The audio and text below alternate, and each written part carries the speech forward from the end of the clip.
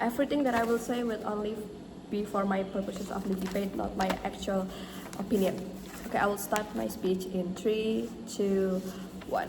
Judge, before continuing, the proposition team did mention that post-conflict states' interests are on publishing their past knowledge first, and this is the actual basic one, and that both textbooks will still be available on our both sides, but the interest of past conflict states will make them focus on the top-down historiography one more than the bottom-up one, because it is the past conflict states anyway. Okay, and moving on. As the opposition side, we stand that firstly, history still have to be learned in textbook, like both of these would still have existence and both still matters. But secondly, we do not agree that it's focusing on bottom up, but we agree of that this should be focusing on the top down if the historiography one. Our goal as the opposition team is to make sure our country's continuity will still be fine later on and based on our interest. And what I'm going to do in my speech is the first one, I'm going to prove why top-down historiography must be focused on in teaching, and second one, why this is worthy to be justified. Okay, before I continue later on, I will do some rebuttals from the PM itself. Okay, the first one, they said that in the proposition team, in the opposition team, it will be like biased based on one actor perspective and etc. that they said. But just let me answer that. This is very wrong, because it doesn't have to be one perspective, but it gets at least both of them. But it is more focused on major institution in shaping history. It is focused on what is the major and the actual reasoning. Because of that, like the AE is like shaping history between the revolution of France, still include like the pre side and the post side of the revolutionary itself, not because okay, what does Napoleon do? It's not like that, but we still have at least many perspective on that, but it's just not focused on ordinary people, but it will be more focused on the major institutions and the leader themselves. Okay, and secondly, they said that this would tend to champion the elite, like you will be stand for the elite one because they are the one who win and etc. But just it doesn't always be like that. It would even be more exclusive on our side, because there will be a leader who represented on what's wrong, like the role of leader itself. What does they do? What does they have made of and etc. And it will not be focusing on ordinary people or social groups and the movement itself, but only for the focusing on shaping history institutions. Okay, thirdly is that they said that it will, in the opposition team, it would be no sense of relatability, like it wouldn't be relatable for the society and the government itself, because they tend to be elite, like they have no experiences to be relatable of and etc. But just this is what happened, because historic conflict consists like on A, a war, and B, a regime and etc.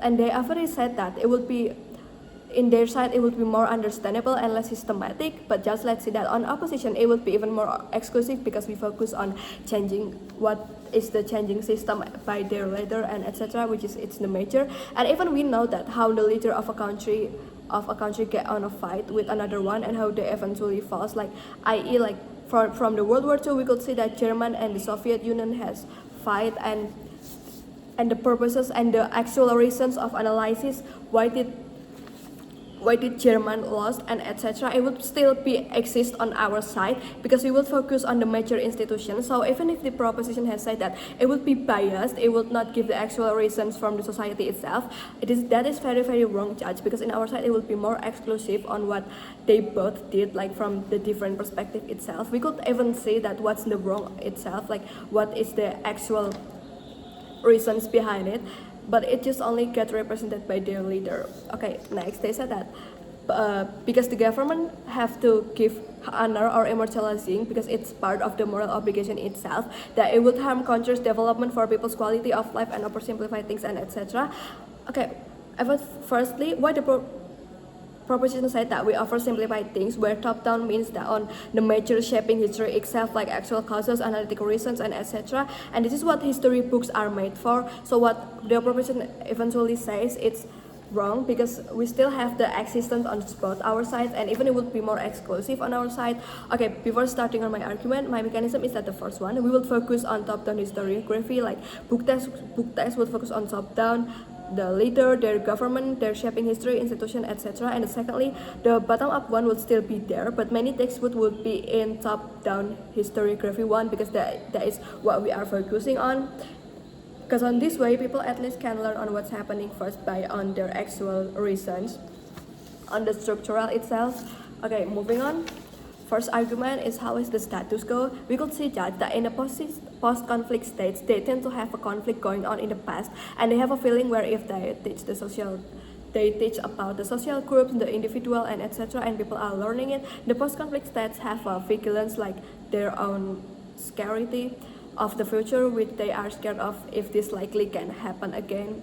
Or maybe if we are not going that far, at least the post-conflict states' interest to even publish and give knowledge for their people, like what is the structural, what is the major causes because of this, like what is the actual reasons because of this, what's going on both sides, not focusing on the ordinary people but for their leader. I think this have two reasons. Firstly, because social groups have their own interest back then, so there will be many perspectives on the book itself, and this is why the post-conflict states tend to do something that is represented by the leader. Okay, and secondly, under opposition side, at least the post-conflict state's goal and interest is to share a knowledge about the past, like what changed, what is the major causes, and etc., and not the perspective of ordinary individual itself. Because why? I think because they want people to focus on what's important first, because we can see that history have many stories. This is why we should focus on the major one, at least we know what's the causes. And secondly, share what happened in the past so that people can learn what happened in their country. Okay, next, second layer. Government tends to make a book for society to learn based on major changing in the history, on focused on what's important first, like what changed, is it their political structure, regime, leaders, and etc. And this will be likely on the opposition side again, because government tends to make a book for society to learn based on what's important, like the majority, like what happened, what is the major of actual causes, what is the institution, what does history shape itself, not the grassroots movement of society in the past. Okay, next to my second argument is that because in this history they get represented by their leader itself.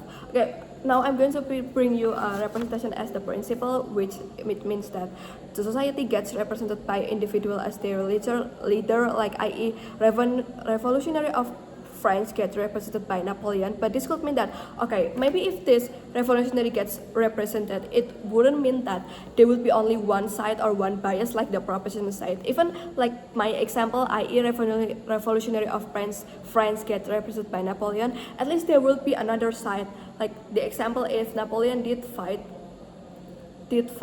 on the battle with Waterloo, and Napoleon could still lose anyway, so there won't be any bias on like maybe, oh, Napoleon is so good, oh, Napoleon is so great, he could fight many countries and etc. But eventually this leader can fall anyway, so people would still see what is the majority of these causes and etc. If a person said that there are people respected and moral obligation etc., it would still be exclusive on our side. So proud to oppose. Thank you.